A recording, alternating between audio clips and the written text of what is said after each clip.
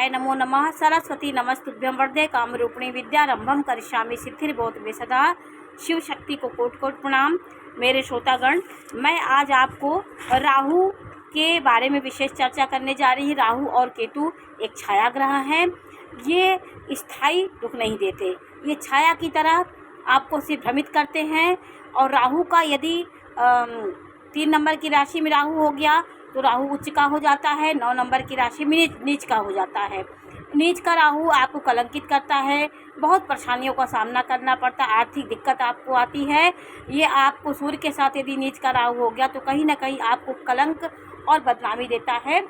इसलिए आप शिव की शरण में जा सकते हैं तो आपका कलंक दूर हो सकता है। भगवान शिव की शरण में जो भी, क्योंकि विष का उन्होंने पान किया था, उसका आपके दोषों का भी वो हरण कर देते हैं। तो भगवान शिव का यदि नीच का आपके कुंडली में शनि है और शनि के साथ हो गया आपका, तो इस में आपको महामृत्युंजय जाप का जरूर करवाना चाहिए। ये छाया की तरह होते हैं, ये जीवन में उत्पात मचाते हैं और भ्रमित करते हैं। जिस ग्रह के साथ राहु रहता है उसकी शक्ति को हर लेता है और अपना षड्यंत्र उस पर डाल देता है। तो राहु 3 नंबर की राशि में यदि तीसरे भाव में बैठा हो तो उच्च का हो जाता है। तीसरे भाव में राहु उच्च का फल देता है और अच्छा फल देता है। यहाँ पे व्यक्ति निडर हो जाता है, साहसी होता है। और 6वें भाव में राहु अच्छा फल देता है। 10वें भाव में यह प्रतिष्ठित बनाता है, व्यक्ति अपने दिमाग से अपने समाज को अपने अनुसार चलाने की कोशिश करता है। और 11वें भाव में भी राहु अच्छा फल देता है। तो मैं आपको ये जानकारी दे रही हूँ कि राहु जो होता है ये एक ऐसा ग्रह है जो विच्छेद करता है, जो उस चीज़ के सुख को हर लेता है। दूसरे भाव में, 5वें भाव में, 9वें भाव में, 11वें भाव में यदि ये संबंध बनाता है तो लॉटरी जुआ से आपको आकस्मिक धन की प्राप्ति भी कराता है। राहु एकाएक और आपको बिना सोचे हुए धन देता है। यह एक छाया ग्रह है, लेकिन ये जब विलासिता देता है तो आपको आकस्मिक धन की प्राप्ति करा देता है। राहु का 5 भाव में राहु एक राजयोग बनाता है। राहु चंद्रमा के साथ ग्रहण दोष बनाता है। राहु सूर्य के साथ ग्रहण लगाता है। और राहु चंद्रमा के साथ होगा तो चंद्रमा की कोमलता, शीलता और कल्पनाशीलता को ये प्रपंच डाल देगा। तो आपकी कल्पना बेकार हो जाएगी, आपकी कल्पना षड्यंत्र में चली जाएगी। तो चंद्रमा के साथ राहु अच्छा नहीं होता है। और कभी कभी ऐसा देखिए, राहु चंद्रमा, सूर्य चंद्रमा एक योग, राजयोग तक ये पहुंच सकता है। राहु यदि उच्च का हो करके उपचय स्थान में बैठे, आपका राहु 2 नंबर की राशि या 3 नंबर की राशि में हो करके तीसरे भाव में, 6वें भाव में, 11वें भाव में और 10वें भाव में यदि बैठा है, ये उपचय स्थान होता है। यदि सूर्य के साथ भी बैठा है तो यह भाग्य भाव में भी यह अच्छा फल देता है। इन 5 भावों में, तीसरे भाव में, 6वें भाव में, 10वें भाव में, 11वें में और कहीं ना कहीं ये भाग्य भाव में भी शुभ प्रभाव देता है। लग्न से तीसरे भाव में या चंद्रमा से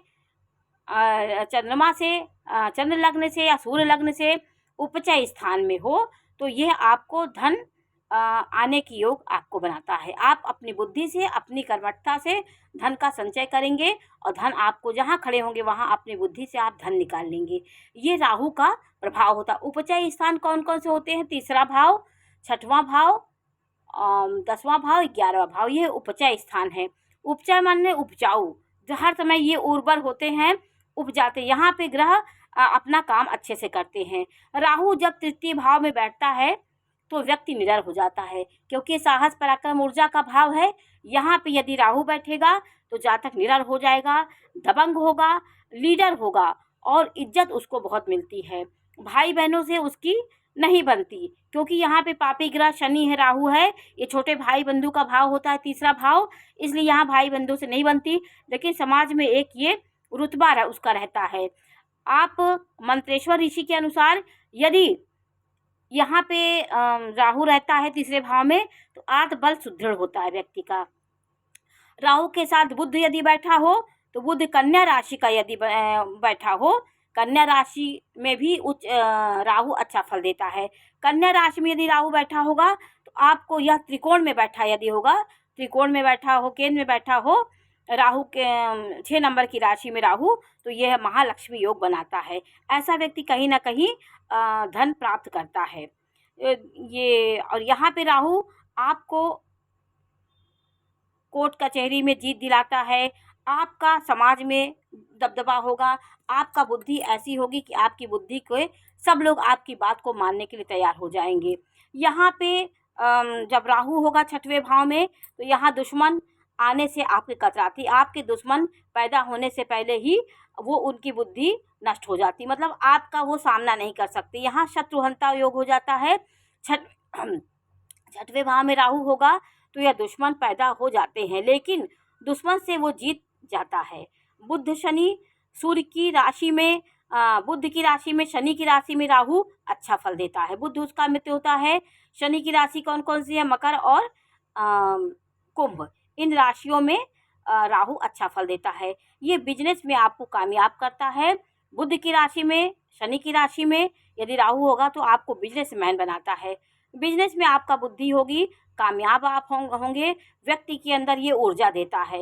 व्यक्ति के अंदर सदैव स्फूर्ति बनी रहती है, कभी वो शांत नहीं रहता है। व्यक्ति के पास गाड़ी बंगले और नेम फेम सब होते हैं। राजकीय सुख उसको मिलता है। यदि आपका राहु शनि की राशि में हो और बुध की राशि में हो तो बिजनेसमैन बनाता है और राजकीय सुख आपको मिलता है। यहाँ पे आपका धन आगमन भी होता है और धन संपत्ति का भी सुख आपको मिलता है। और यहाँ पे राहु आपको अचानक धन प्राप्ति कराता है। उपचय स्थान में राहु का होना अच्छा माना जाता है। राहु यदि आपके गुरु के साथ होगा तो गुरु चांडाल योग बनाता है। गुरु की प्रतिभा को, गुरु के गुणों को ये हर लेता है और अपना षड्यंत्रकारी दिमाग गुरु पे डाल देता है। गुरु को भी ये भ्रमित कर देता है। गुरु अपनी शक्ति को, अपने परमाजित ज्ञान को, अपनी क्षमता को भूल जाता है, वो भ्रमित हो जाता है। यहाँ पे गुरु चांडाल योग बना देता है। गुरु चांडाल योग यदि 9वें भाव में बना हो, 5वें भाव में बैठा हो, दूसरे भाव में बना हो तो उतना खराब फल नहीं देता है। यदि 6, 8, 12 में गुरु चांडाल योग बन जाए तो बहुत बाधाओं का सामना करना पड़ता है, धन हानि कराता है, हर कार्य में आपको संघर्ष दिलाता है। ये राहु के साथ यदि चंद्रमा होगा तो ये आपके मानसिक परेशानी देगा। राहु के साथ चंद्रमा आपके मस्तिष्क को भ्रमित करेगा, निर्णय लेने की क्षमता नहीं होंगे, आप भयभीत होंगे, नकारात्मक विचार आपके आएंगे। अपनी काली छाया चंद्रमा में डाल देता है। जिस ग्रह के साथ रहेगा उसी के साथ ये प्रपंच करता है। सूर्य के साथ होगा तो ग्रहण लगा देता है, यहाँ ग्रहण की स्थिति हो जाती है। कहीं ना कहीं सूर्य का आत्मबल कहीं ना कहीं आपकी आत्मा में कलुषिता डाल देता है। आप वहीं समाज में प्रतिष्ठा होने लगी, कोई ऐसा कार्य आप कर लेंगे जिससे आपको बदनामी का सामना करना पड़ेगा, कलंक की स्थिति हो जाती है, ये हो जाता है। राहु के साथ यदि शुक्र का योग हो जाएगा तो यहाँ आपके चारित्रिक दोष बना देता है। यहाँ पे धन तो देगा, शुक्र और राहु का योग यदि उच्च के आपके 2 नंबर की राशि में, वृष राशि में हो जाए, तुला राशि में हो जाए और मीन राशि में हो जाती है, यहाँ आपको धन अथा देगा, लेकिन आपको चारित्रिक दोष ये जरूर बनाता है, कहीं ना कहीं आपके चरित्र को भ्रमित करता है। यहाँ पे शुक्र आपकी ये काम भावना का ग्रह होता है, इसलिए यहाँ पे आपकी कामनाओं को ये कहीं बिगाड़ सकता है। जिस ग्रह के साथ रहेगा वहाँ पे उस प्रकार का अपना षड्यंत्रकारी दिमाग डाल देगा। शनि के साथ राहु शापी दोष बना देता है। यहाँ शनि और राहु दोनों मिलकर एक भयंकर उत्पात मचाते हैं जीवन में और व्यक्ति के आर्थिक नुकसान होता है, विपत्तियाँ आती है, समस्याएं देते हैं। ये राहु शनि का योग होता है। यदि शनि उच्च का होगा तो उतना प्रभाव नहीं देगा, क्योंकि शनि का बल यदि ज़्यादा होगा तो उतना प्रभाव नहीं देगा। लेकिन अगर और राशियों में होगा, 1 नंबर की राशि में इस प्रकार की स्थिति बनेगी तो शनि यहाँ पे बहुत परेशानियाँ, कलंकित और हर कार्य में आपकी बाधा, समस्याओं का सामना आपको करना पड़ेगा। आपका बुध यदि राहु के साथ हो गया तो बुध को भी अपनी षड्यंत्रकारी दिमाग बुद्धि में डाल देता है। बुध कुमार ग्रह है, वो कुमारत्व उसके अंदर होता है, तो राहु के साथ वो अपने कुमार ऐसा होता है कि वो जिसके साथ रहेगा उसी प्रकार अपना बन जाता है। तो यहाँ पर भी अपनी छाया उसमें बुद्धि में डाल देगा। तो इस प्रकार ग्रहों का असर पड़ता है। मंगल के साथ राहु होगा तो ये अंगारक दोष बना लेता है। यदि प्रथम भाव में हो, 6, 8, 12 में हो, नीच का हो मंगल, तो ये अंगारक दोष बहुत ही खतरनाक होता है। ये व्यक्ति अपनी ऊर्जा को अपने गुस्से को कंट्रोल नहीं कर पाता है, अनैतिक कार्य कर लेता है, लड़ाई झगड़ा झंझट में फंस जाता है और जीवन में उसका गुस्सा कंट्रोल नहीं होता। अंगारक दोष से अंगार की तरह व्यक्ति हर समय गुस्सा क्रोधित वो शीतल नहीं हो पाता है। इसी प्रकार सारे ग्रहों के साथ राहु इसी प्रकार उत्पाद देता है। आज मैंने राहु के बारे में आपको विशेष चर्चा थोड़ी सी जानकारी दी। जानकारी आपको कैसी लगी मैं